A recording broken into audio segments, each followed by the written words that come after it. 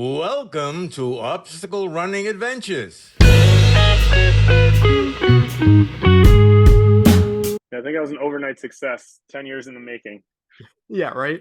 And But that's go that's another ahead. thing too, because like in OCR, your name is synonymous with clown or bubbles. Like not in, in an offensive I know way, what you but like mean.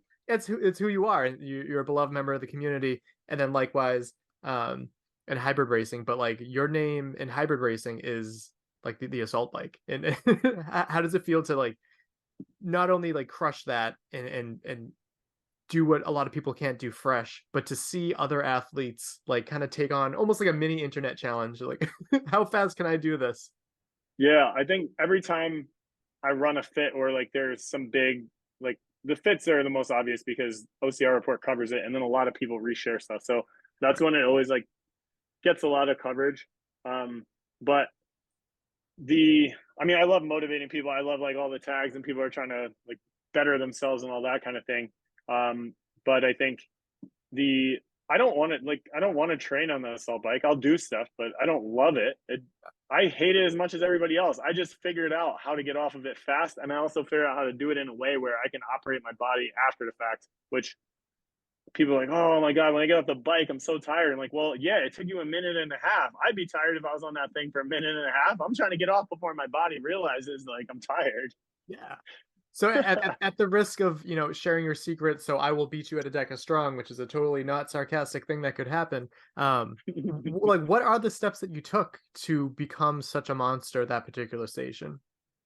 All right, so I'll give you a couple secrets. One, fix your seat because most people just get on it however it is. Right. But in training, spend some time figuring out where your optimal seat position is because that's going to make a huge difference. If you've ever taken a spin class, which will usually the instructor comes around and like sizes your bike for you, and it feels awkward at first because it's a skinny little seat, and you're like, "Wow, this doesn't feel right." But they're actually doing you a huge service because you're going to be able to activate more musculature. Your knees won't hurt. Like if you've ridden a bike, whatever it is, if it's too short, your knees start. You take a beating on your knees, and it's unnecessary. So I'm not going to tell you how to set your bike. You Yeah. can Google like optimal position, but if your seat's too low, you're using too much quads and you're going to build lactate way too fast and your legs blow up. If it's too tall, naturally you can't reach a pedal, so that's useless. But forward and back, everyone also overlooks that. And if you're too close, your knees, if you're tall, your knees are going to hit the handlebars.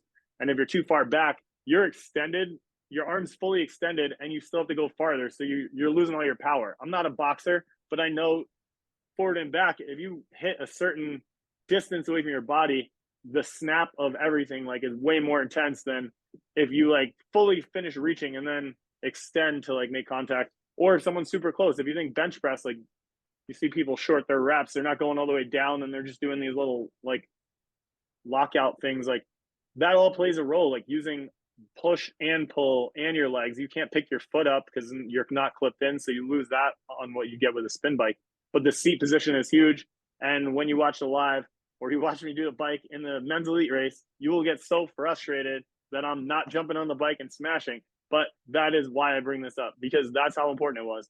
And then two is like understand what you're trying to accomplish. And the power that you put out on the bike increases your watts or your RPMs exponentially. So 1% improvement in power is going to get you off, say 5% faster, where the row and the ski is very linear. 1% improvement in power, and you're getting off 1% faster. So that is a machine where it pays to smash, but we can't, like, if you understand energy systems, you have 20 seconds of like high intensity burst. After that, you blow up. So now that I'm in that range of under 20 seconds, I know like I'm not going to be taking on lactate. I just burst and then I'm out of there. I get to go on to the next station. And quick plug to Stride Tech